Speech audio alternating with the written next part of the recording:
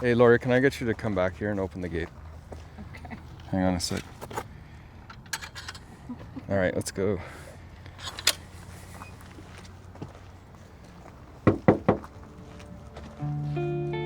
A big day planned and underway. My first face-to-face with police, and a trip to Pilot Mountain later. But first, Laurie and I stop in at Angel's ex-boyfriend Chris Dawson's place to ask a few clarifying questions. Hey! Surprise! Hold it. Hey! Hi. Hey, what's going on? Just wanted to chat with you if you had 2 seconds. All right, do you want me to come over there? Yeah, come on up. Chris joins us at the bottom of a set of stairs. He may have just woken up, but seems okay for the chat. I want to see if there's any more details I can get about the last time he says he saw Angel. Do you remember what she was wearing? Not really, I don't. She's just wearing jeans, sweater, I think. And did you tell the police the same story? Do you remember telling them the same thing over and over again when they were asking you? Yeah, And you said they polygraphed you, right? 4 times. Yeah. So, Chris, when police were interviewing you, did you get the idea that they thought you might have been a suspect in the thing? Yeah. Yeah. Because I think... That's why I got polygraphed so many times. Yeah. Did you feel that people treated you different? They're all skeptical about me. I know I was a bit abrasive, but I'm always a bit abrasive. I hope you know I didn't mean no judgment. It's my own emotions. Yeah. It's okay, I understand. Yeah. It wasn't very good though. Rough times.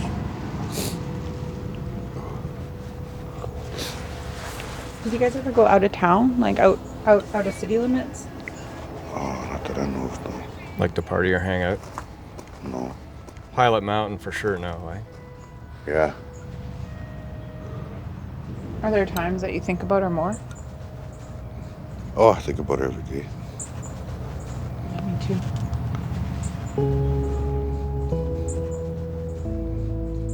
I'm David Ridgen, and this is Someone Knows Something, Season 8, The Angel Carlick Case, Episode 3, The Saddest Song in the World.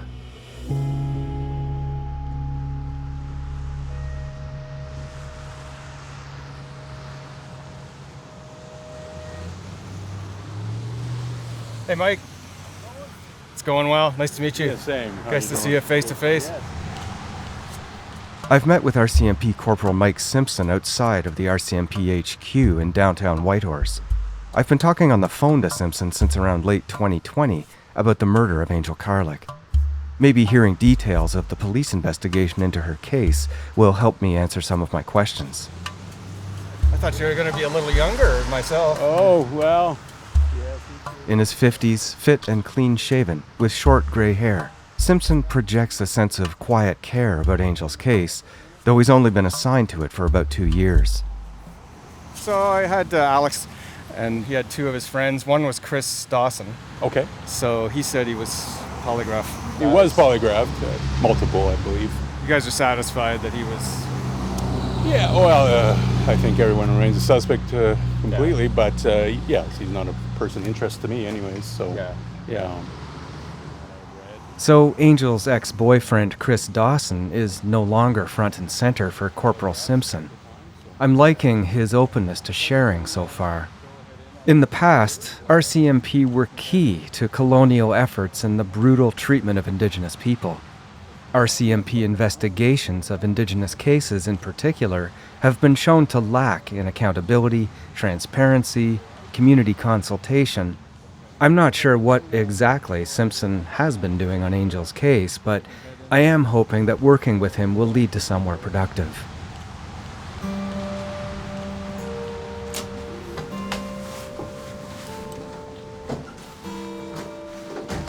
So yeah, just follow me, and the interview room unfortunately is in the back.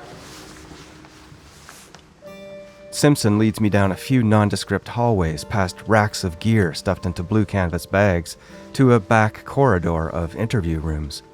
Inside one of them, a couple of basic couches and a low table. Tell me what you know about Angel's timeline. Let's start with that. In the month of May 2007, Angel was in the midst of graduating high school, and I think she had already gone to Native graduation ceremonies, and then about a weekend she had gone to, I think, a barbecue up in Kwanlundun First Nations.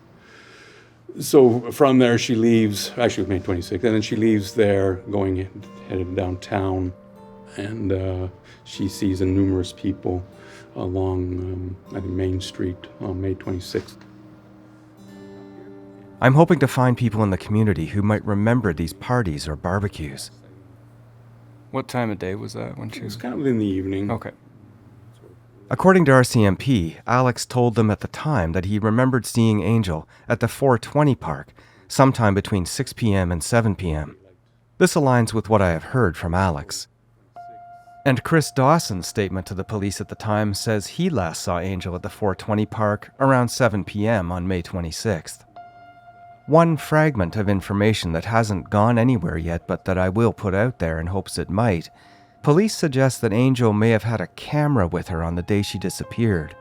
A camera that Alex, when I asked him, says he doesn't remember anything about, and one police have never seen.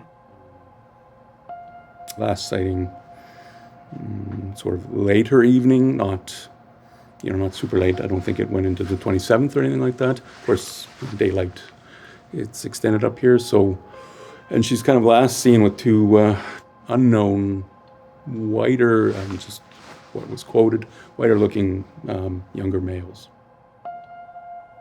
Angel was allegedly seen sometime around 9 p.m. on May 26, 2007, walking away from Main Street near a place known locally as the Pyramids with these two whiter-looking males.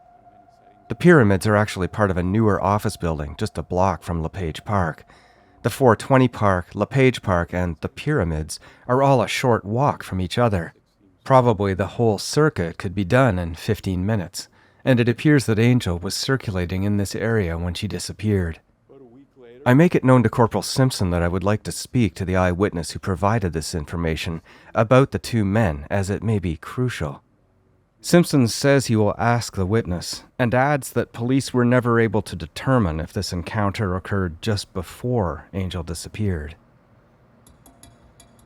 And then for me, after May 26, kind of any sightings of her really try to drop off. Beyond that, I can't find any sort of verified sightings after that time. So for me, May 26 seems to be sort of last known sighting of Angel. And then about a week later, she was reported missing because her mother was also worried, and they began a missing person investigation at that time.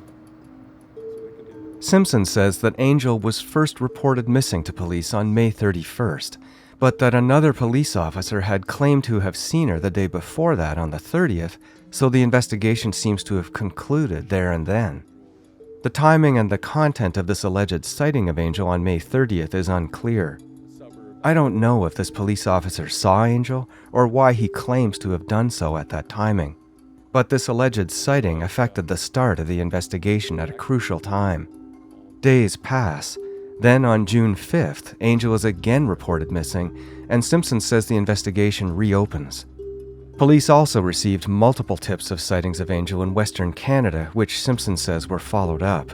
And he says that on June 11th, the investigation continued with a major case management approach. I can't speak totally for the investigators. Essentially, they started with the people that had known her, had been in relationships with her, family members, which is kind of the process of how you do these things. And then they worked outwards, where it's continued to be. But with this investigation, just my perception and continue to be my sort of limitations is that we're just missing what I call those pieces of evidence that kind of are your markers, kind of point you, really strongly start leading you beyond people of interest, more into suspects. What about Colin Serenko's case? Because I've heard that there's a connection. Angel allegedly saw Colin getting beaten was one of the rumors, and Yes. therefore something. And then that was a week before the timing of Colin's beating to death at the riverside, right? That's where he was killed. Colin Serenko was brutally murdered along the bank of the Yukon River on May 24th, 2007, within days before Angel was last seen. Alex says that he was approached by someone who told him that Angel had witnessed the deadly beating, suggesting that that's why she went missing. What have you found about Colin Serenko? I'm aware of those rumors and continue to hear them. There is nothing, both investigators in the past and myself, to suggest there's any connection there. And I believe they did have someone with strong interest in that matter, just not to speak for the investigators there, but they were just never able to lay a charge there. But there was no connection of Angel Carlick to that case that we see at this time and in the past. But yet the Serenko case is still unprosecuted or unsolved. Yes. Unprosecuted. Yes. Yeah. I think it may remain that way for various reasons. So.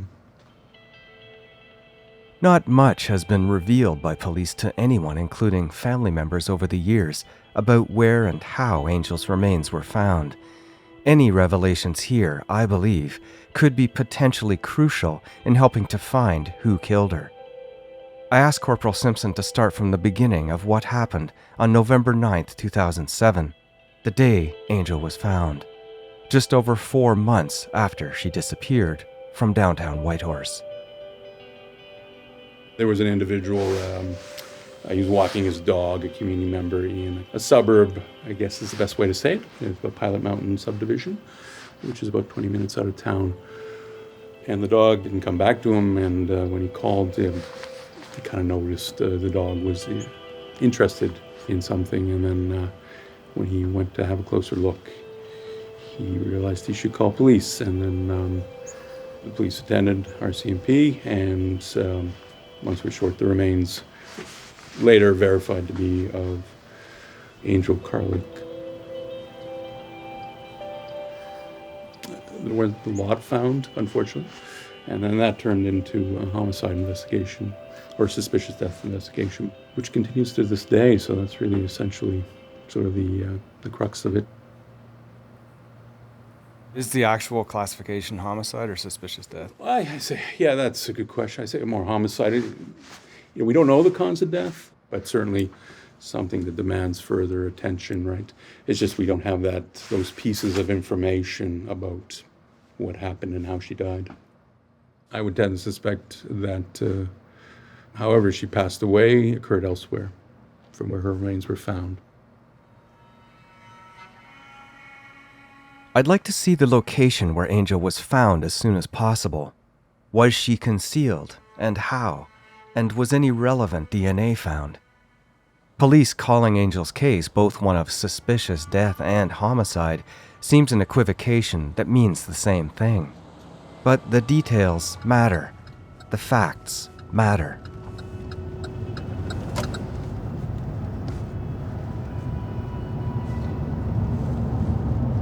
So is that Pilot Mountain right there? Yes, I would say it is. Feels definitely apart from Whitehorse. Police have never shown anyone where Angel was found before, but Corporal Simpson agrees to take me out to Pilot Mountain. There's more houses here now than back then, but a lot of it remains. Yeah, it's pretty much the same. Just right. The northern sun hitting my face makes me wonder about the light that would have been available at the end of May when Angel disappeared. Would it have ever gotten dark? Yeah, this is quite close to summer solstice. There is a little bit of darkness, but some people would say it's more like dusky, sort of. Yeah. So you're saying that the daylight at the time, sort of at the darkest point, would be dark for maximum 2 hours, would we say? Seems a very short window indeed for any undertaking involving concealing a body in the open without being seen. But then I don't yet know the layout of where we're going. We turn off the main highway about 25 minutes out of downtown Whitehorse, and then a short time later onto Springer Road, which forms the backbone of the Pilot Mountain subdivision. There we go, Pilot Mountain subdivision. Yeah. Along this road, I can see some driveway entrances to homes that nestle unseen on larger acreages, and crossing the road ahead, some power lines. Corporal Simpson soon pulls off and stops on a patch of sand underneath them. So we are gonna hike up there. Okay. On either side of us, gigantic wooden towers loom and march off in the distance for many kilometers along a 30-meter wide swath that's been cut through thick spruce and pine. The cut and these electrical towers were made about 35 years ago to service the area and other remote communities further up and down the Alaska and Klondike highways. Recent rains have soaked the rough access path that runs underneath it all. So it's gonna be a bit muddy here. So we're gonna go up about 1 kilometer, and then we're gonna go into the woods for a little bit. We start walking past colorful stands of fireweed along the path and delicate blooms of calypso fairy slipper orchids in the cleared spaces around the towers. The vibrance of bees and dragonflies and butterflies everywhere. An infusion of pine and reindeer moss in the air. But how did Angel come to be here? And was this house here, do you know? That one? I think it was, yes. There's just a few houses, and even fewer are visible through the trees on either side of us. At the time of Angel's disappearance in 2007, it's estimated there were about 50 single-family homes in the subdivision. Not a lot of physical change, despite the few new places that have been built here since then. There's some interesting orchids up in this area. Oh, okay, right.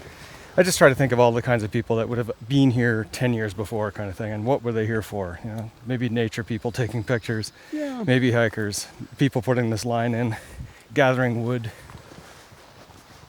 I noticed that the few properties I can see seem to have winding backyard trails through the trees that lead out to this cut, all posted with no trespassing signs. Some of these dwellings were here in 2007, and I remember seeing a couple of these roofs in an aerial police photo taken on November 10th, 2007, the day after Angel was found.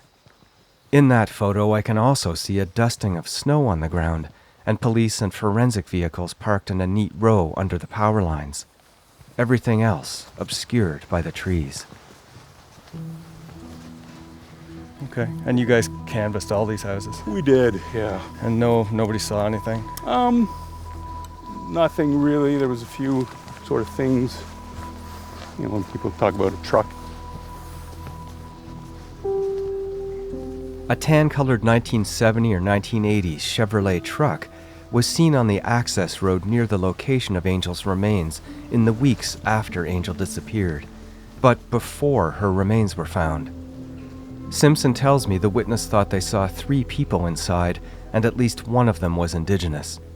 He also tells me that they stuck in the witness's mind, as they felt intimidated looking at them.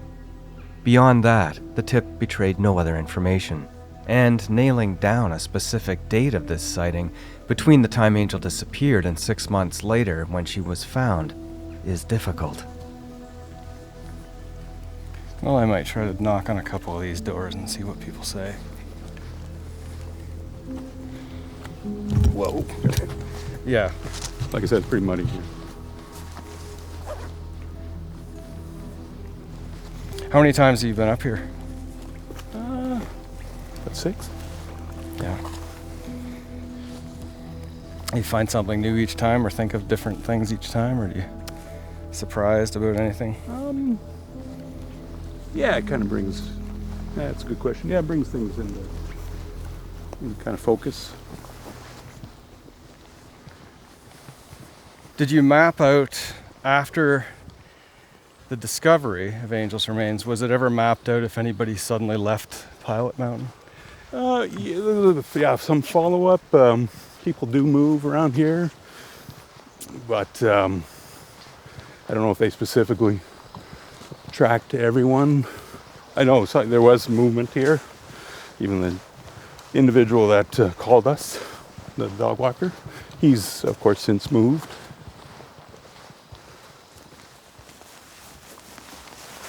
So we are here.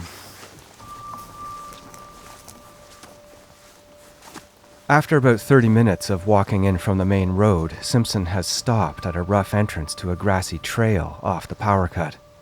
It's noticeably darker down the trail, even in daytime, and the spruces seem to lean in from both sides as it winds off into the woods.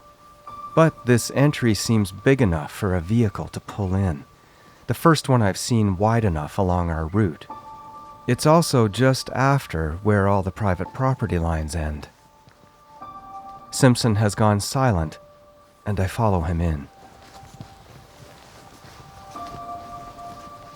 A few hundred feet, and the trail peters out at an area that I see at some point in the past must have been cut, probably for firewood. Well, you can see a tree cut down here with a saw. Like that's, yeah, and that's cut down. I can see the remains of a scattering of neatly sawn stumps cut long enough ago that lichens have begun to grow on the flat parts. Interestingly, there are no new cuts, so at some point, the wood cutting stopped here.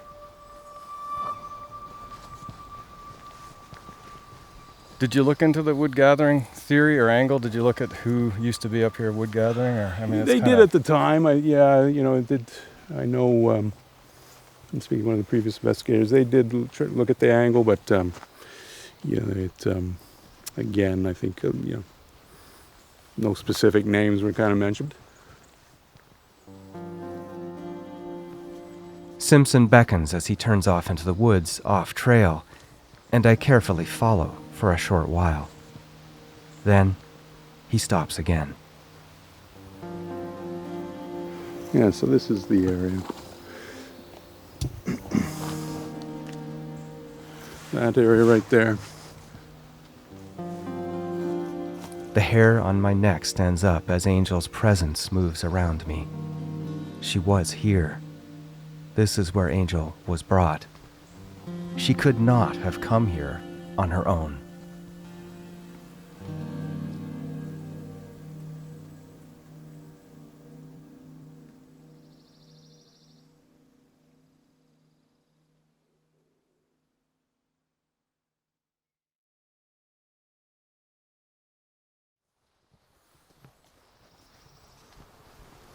Corporal Simpson and I are standing in another area with a few of the cut stumps.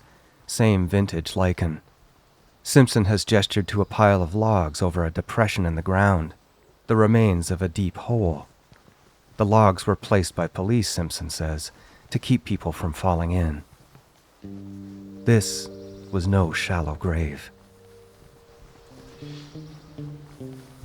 So how deep was the hole estimated to have been dug? Yeah, I think 4 feet to 6 feet, if I recall.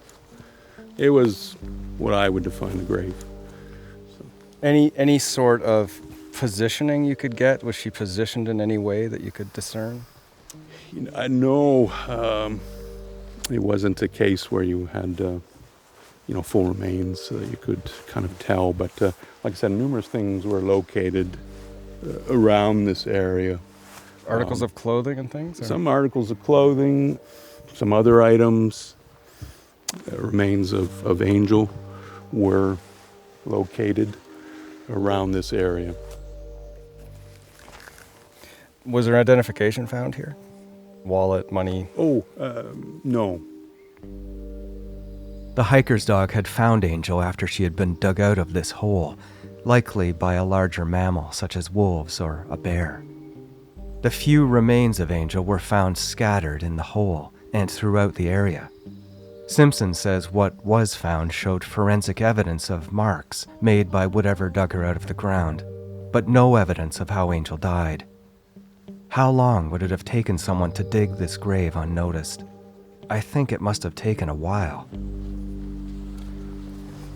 Lots of effort. Yeah, there was effort. I think you can say that.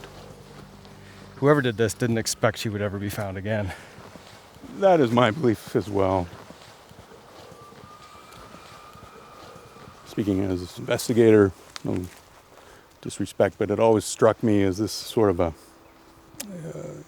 good place, like it's kind of open here, yet there's trees around you, right? There's cover. You're not very far, of course, from the path that we just walked up. So digging to 4 to 6 feet in this soil, what's the minimum amount of time you think it would take if one person was digging this hole? Yeah, it's hard to say, but definitely not minutes. It would probably be 2 hours, if not more. Again, try to put yourself sort of in their shoes. One of the things that would slow me down is I would probably be watching, so that might slow me down. I don't know. Just seeing if, there was anyone around, which we haven't seen anyone here, but it would take some time. Yeah, it's not. I think anyone who's dug a hole would probably appreciate that it takes some effort. But quite possibly in that situation, you have adrenaline flowing, I would imagine. Yeah, I think so. In this moment, it strikes me that Corporal Simpson and I are talking about the same thing without saying it. We're talking about more than one person being involved. The effort to get in here, the effort in the digging, the being careful. So you think guys, eh? You think men? More than one, yes, men, and more than one. And when there's two, the story goes, the silence is harder to keep. Is your inkling that the people are still alive, or persons? I do think yes, or at least some. Bringing Angel to this location tells us much about the perpetrator or perpetrators. She was brought here for a reason, not to the Yukon River that runs through Whitehorse, not to a roadside or the woods just outside of Whitehorse, but here. I ask Simpson what the location might tell him about the profile of the person or people who did this to Angel. I think it's someone who was able to slow things down and kind of think about what happened and what they needed to do to sort of get out of that situation. You said it, I think earlier we were walking up, I think inclination in a lot of cases was just kind of leave the deceased and run, in which we've had many cases that I worked on like that. But this, requires some planning, some preparation, where to go and then how to get there, how to conceal the deceased so they're not seen, to get them here. Obviously, there's no specific path that leads, no road that leads right here. It's not far away, but so they had some ability to really kind of think about what they wanted to do and how they wanted to do it, right?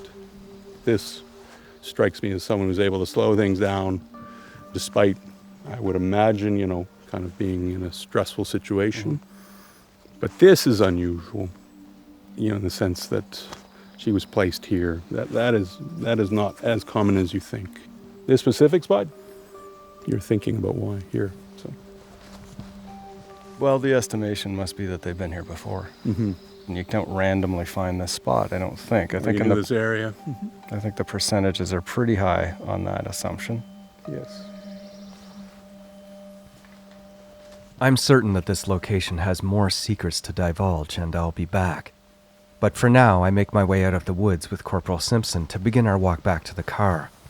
On the way out, I suggest to Simpson the notion of a reward fund that Kwanlun Dun Chief Doris Bill mentioned, and he felt that while RCMP do not normally work with rewards, that in this case, it could be worthwhile. And I also suggest that Simpson use a cadaver dog that he is bringing up to the Yukon for another case to search through these woods as well. And he said he would. Any additional remains or clothing that could be found could offer important clues such as hair or fiber information, or even towards manner of death. As we near the car, I try to encapsulate something about my suspicions and, I think his, regarding the perpetrator or perpetrators. So we talked about this, I just want to verify. I'm going to be pointing at the Pilot Mountain area and saying, high percentage chance the person's around here somewhere. Do you think that's an accurate statement to make? Thing? Yes, they had been at one point. They had been here or Yes. may still be, or However you want to phrase it. They definitely knew yeah, this area. yeah. I think it's stretched to say they may have lived here at one point, but yeah, or had a connection. Yeah. So.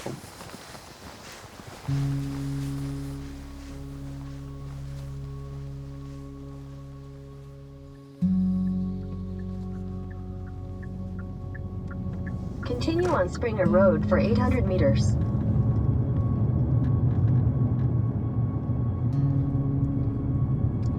So I'm here, and if you don't want at any time to continue, let's just turn around. Like, there's no reason that we have to force you or force yourself or force ourselves through this. In 400 meters, you will arrive at your destination. It's a good kilometer walk. I can do it. I can do it for Angel. It's the next day. In all of my work in unsolved murder, I have been a means of travel into the dark places for friends and family of victims. Midnight drives to nameless roads, delicate forays through unknown forests, revisiting a neighborhood that has long forgotten the horror that it once hid. It's overwhelming for me to dwell on it all, overthink, and better dealt with by continuing to move forward. And I'm doing that now with Laurie Strand, who says this is something she must do, and so I do it with her.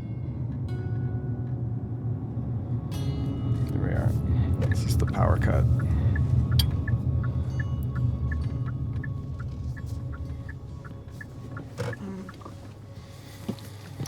We're going that way.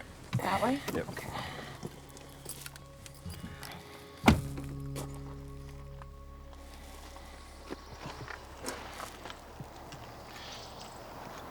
I'm just gonna say a quick prayer over here by myself.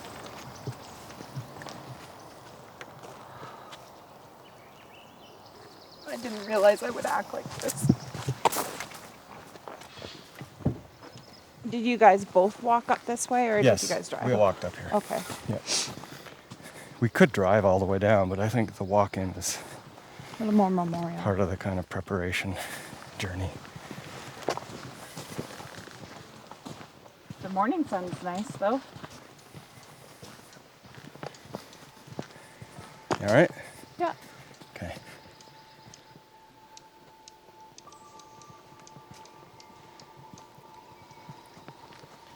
When she was missing, my mom and I would always pray that we'd find her before the snow fell. So the snow would fall, then she'd be hidden for another season.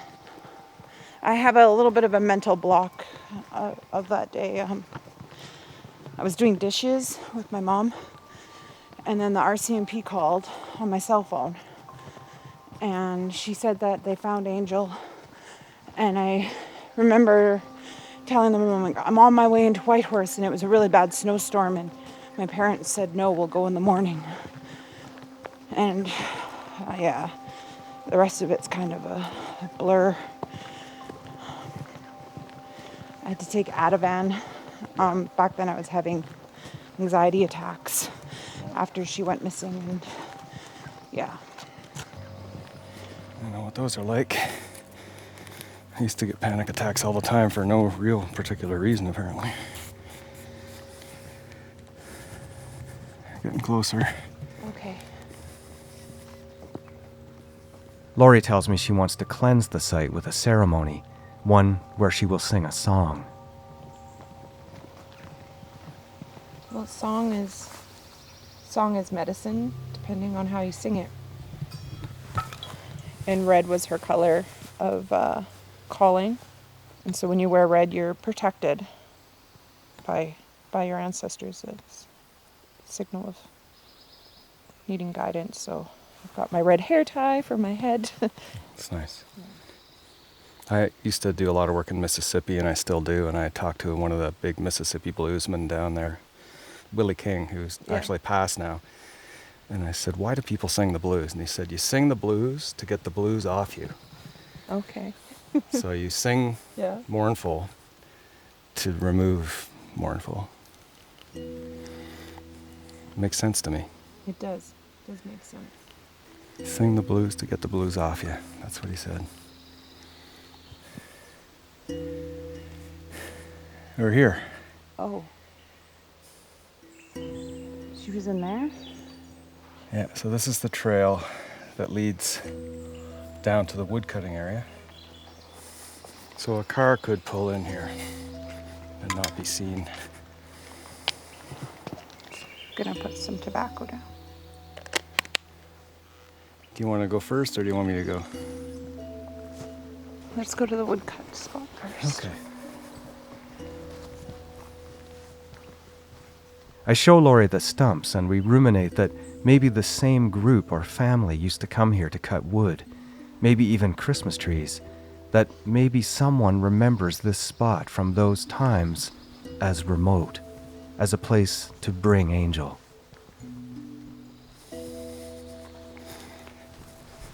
And you can see the lichen that's on it, so it's been there for a while.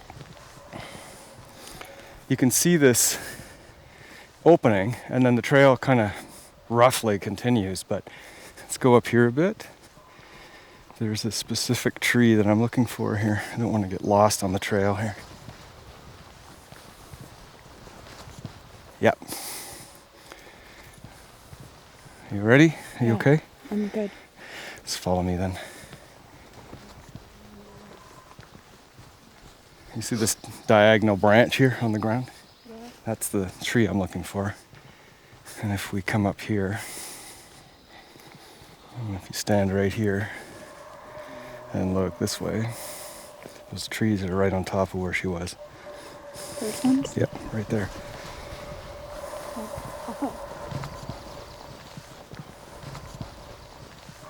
The ground is still indented. If you come up, you can see. Which way was her head? I don't know. So sort of where the shovel marks look like they've started here. It's 1, 2, 3, 4, 5, 6, maybe 6.5 by 1, 2, 3. 6.5 by 3 of my steps. She wasn't very tall, and she wasn't a very big woman. And the officer said that the hole was 4 to 6 feet deep. It's deeper than the grave that I was expecting to see. The bear found her. Grandfather Bear.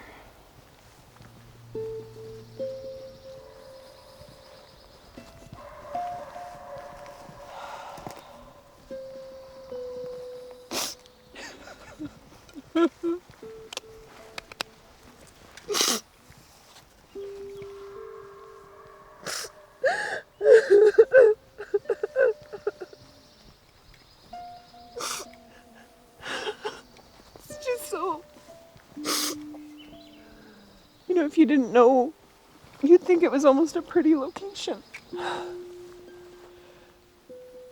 Laurie moves further toward the site where Angel was found, and I let her go, not wanting to crowd her process with my presence.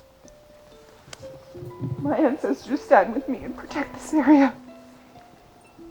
Evil is no longer welcome. And thanks, I give more tobacco.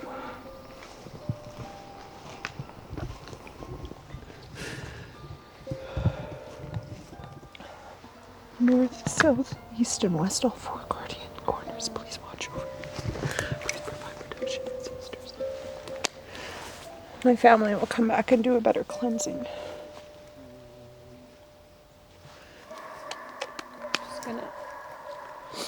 I'm gonna sing a song that can't be recorded. Okay, I'll turn off.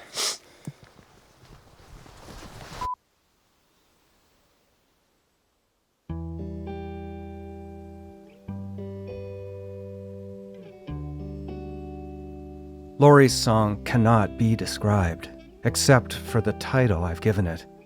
It is the saddest song I've ever heard. but one through Lori that has dispelled the heaviness, taken the blues off this place, as I've learned again today that a human voice can do. And I can see how pretty this location really is, despite what was done. Here, where I think more than one person brought Angel, dug the dirt, laid her down with their filthy hands. Maybe someone very local. That's where I'm going, finding the people who were last with Angel and searching for anyone from around here who may seem viable. I'm interested in the woodcutting and the lichen and some tips that have come into my inbox. Lori and I leave this place, for now, in silence. But it's a silence of strength.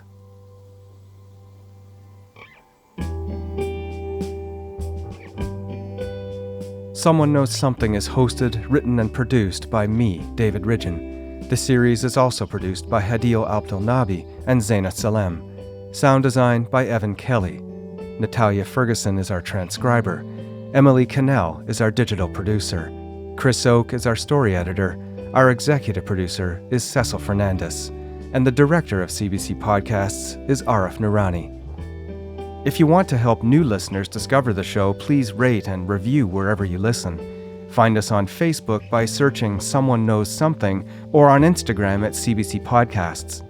If you're looking for more investigations, check out my other series, The Next Call. Conducted almost exclusively through a series of strategic phone calls, each call dictates how I will investigate cases and follow leads. There are 3 seasons available to binge listen to now. Find The Next Call on the CBC Listen app or wherever you get your podcasts.